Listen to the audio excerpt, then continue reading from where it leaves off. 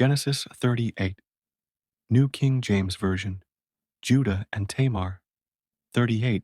It came to pass at that time that Judah departed from his brothers and visited a certain Adullamite whose name was Hira. 2. And Judah saw there a daughter of a certain Canaanite whose name was Shua, and he married her and went into her. 3. So she conceived and bore a son, and he called his name 4. She conceived again and bore a son, and she called his name Onan. 5. And she conceived yet again and bore a son, and called his name Shelah. He was at Chezib when she bore him. 6. Then Judah took a wife for his firstborn, and her name was Tamar. 7. But Judah's firstborn, was wicked in the sight of the Lord, and the Lord killed him. 8. And Judah said to Onan, Go in to your brother's wife, and marry her, and raise up an heir to your brother. 9. But Onan knew that the heir would not be his. And it came to pass, when he went in to his brother's wife, that he emitted on the ground, lest he should give an heir to his brother. 10. And the thing which he did displeased the Lord. Therefore he killed him also. 11. Then Judah said to Tamar, his daughter-in-law, Remain a widow in your father's house till my son Shelah is grown. For he said, Lest he also die like his brothers. And Tamar went and dwelt in her father's house. 12. Now, in the process of time, the daughter of Shua, Judah's wife, died, and Judah was comforted, and went up to his sheep-shearers at Timnah, he and his friend Hira the Adullamite. 13.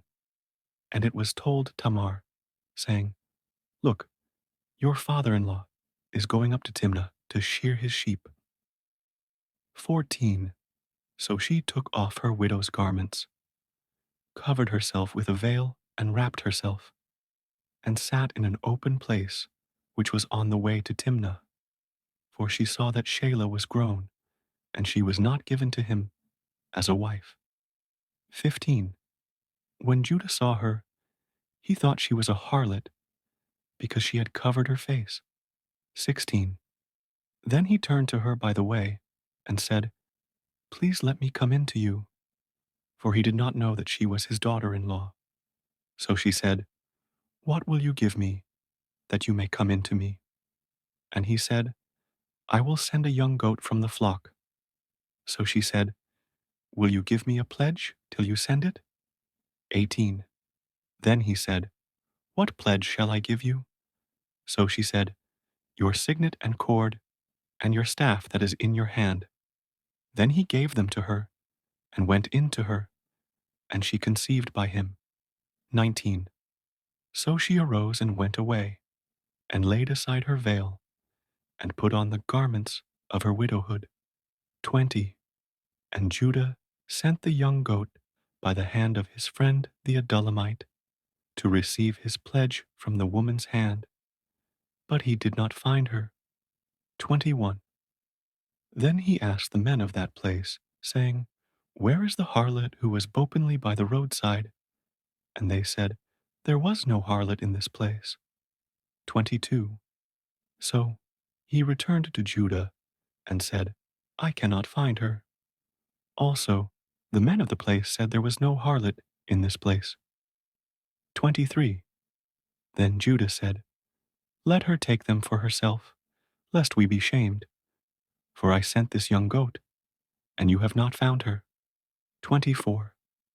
And it came to pass, about 3 months after, that Judah was told, saying, Tamar your daughter-in-law has played the harlot. Furthermore, she is with child by harlotry. So Judah said, Bring her out, and let her be burned. 25. When she was brought out, she sent to her father-in-law, saying, By the man to whom these belong, I am with child. And she said, Please determine whose these are, the signet and cord and staff. 26. So Judah acknowledged them and said, She has been more righteous than I, because I did not give her to Shelah my son. and he never knew her again.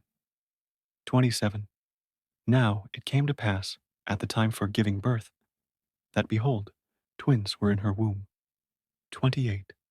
And so it was, when she was giving birth, that the one put out his hand, and the midwife took a scarlet thread and bound it on his hand, saying, This one came out first. 29. Then it happened, as he drew back his hand, that his brother came out unexpectedly, and she said, How did you break through? This breach be upon you. Therefore his name was called Perez. 30. Afterward his brother came out, who had the scarlet thread on his hand, and his name was called Zerah.